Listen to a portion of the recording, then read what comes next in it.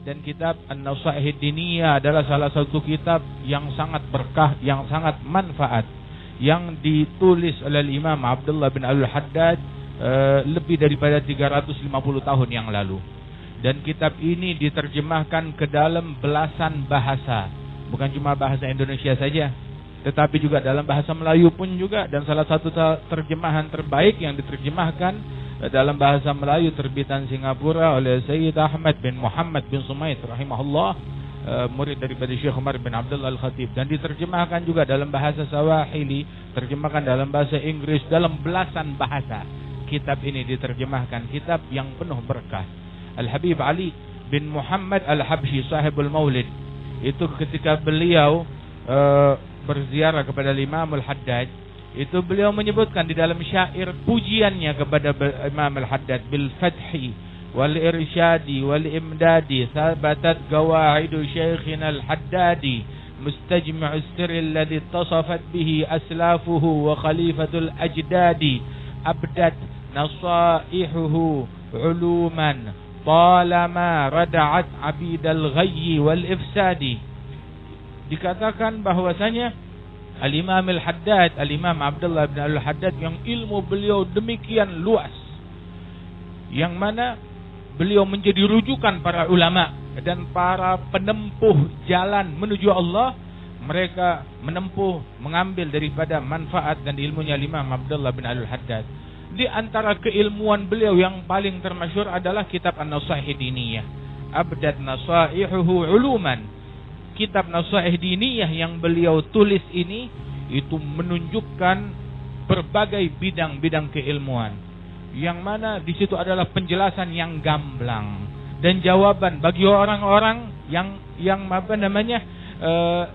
gundah, yang gelisah, semuanya dijawab dan diklarifikasi oleh Imam Al-Haddad di dalam kitab An-Nasaih Diniyah tersebut. Hingga Nasaih Diniyah disebut sebagai mukhtasar atau ringkasan dari kitab Ihya Ulumuddin. Al-Imam Abdullah bin Husain bin Tahir, itu beliau bilang, wa in turid an tahya falzam lima fil ihya ilmu jami'ih nafi' wan nur fihi sati'. Apabila engkau ingin hidup batinmu, maka lazimkan apa yang ada di dalam kitab Ihya Ulumuddin. Sebab semuanya adalah ilmu yang nampak dari kitab tersebut, dan cahaya yang luas dan manfaat yang luas daripada kitab Ihya Ulumuddin tersebut. Kitab As-Sair ilallah subhanahu wa ta'ala. Dan dikatakan oleh Imam Al-Haddad tentang kitab Al-Ihya Ulumuddin tersebut, wa kamithlihi lam yudha'i. Imam Al-Ghazali ketika menulis kitab Ihya Ulumuddin, itu yang seperti Ihya Ulumuddin belum pernah dikarang, ditulis di zaman tersebut. Hingga sampai pada masa Imam Abu Hamid Al-Ghazali radhiyallahu anhu arda. Dahulu para sadah al-alawiyah, para kaum alawiyin, ahli baitnya Rasulullah sallallahu alaihi wasallam, pernah di suatu masa, di masanya al-Imam Segaf sekitar 700 tahun yang lalu, mereka berfikir untuk membuat sebuah kitab, di mana di dalam kitab tersebut menjadi rujukan bagi anak cucu keturunan mereka dan pecinta ahli baitnya Nabi Muhammad sallallahu alaihi wasallam di dalam menempuh jalan menuju Allah Subhanahu wa taala. Ketika mereka sedang musyawarah, berfikir, istikharah untuk membuat kitab tersebut, sampailah di kota Tarim kitab Ihya Ulumuddin.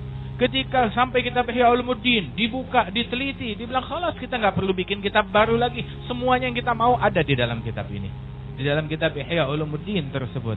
Sehingga itulah kitab yang diterapkan oleh para sahabat Bani Alwi untuk anak cucu mereka dan keturunan mereka untuk melazimkan kitab tersebut. Di antara orang yang paling perhatian dengan kitab Ihya Ulumuddin, ada misal al-Imam Abdullah bin Abi Bakar al-Idrus al-Akbar, al-Imam Abdullah bin Abi Bakar ibn al-Imam Abdurrahman as-Segaf. Dia perhatian mengkaji dan menyebarkan kitab Ihya Ulumuddin. Membaca kitab Ihya Ulumuddin lebih daripada 40 kali. Dan itu kitab 4 jilid besar.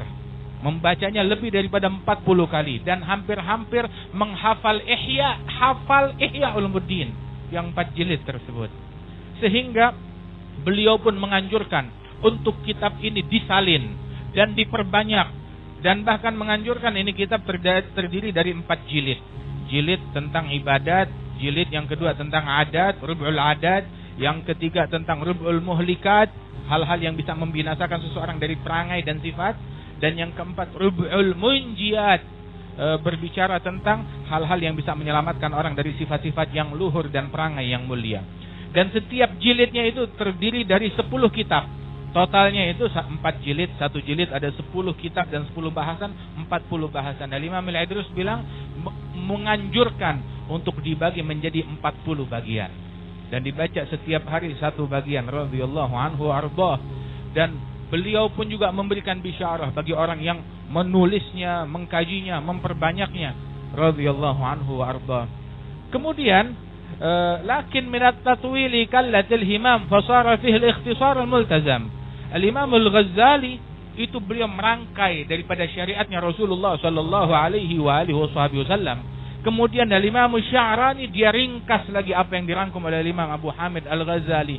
Datang Al-Imam Al-Haddad meringkas dari apa yang disampaikan oleh Al-Imam Abu Hamid Al-Ghazali wal Imam Sya'rani. Dan di antara ringkasan beliau, nah ini kitab yang kita baca di majelis ini, kitab yang dipilih oleh Al-Habib Ali bin Abdurrahman Al-Habsyi, sahibul majlis. Dia memilih di antara semua kitab apa yang paling manfaat buat warga Indonesia, buat masyarakat, buat muslimin. Dipilihkan buat kita kitab An-Nasaih Diniyah, yang menggabungkan semua yang ada di dalam kitab Ihya Ulumuddin.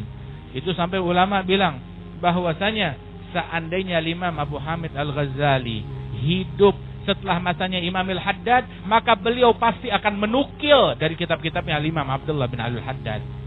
Begitu. Akan tetapi Imam Ghazali masanya jauh sebelum Imam Al-Haddad, ratusan tahun, wafat sebelum Al-Imam Abdullah bin Al-Haddad radhiyallahu anhum ajma'in.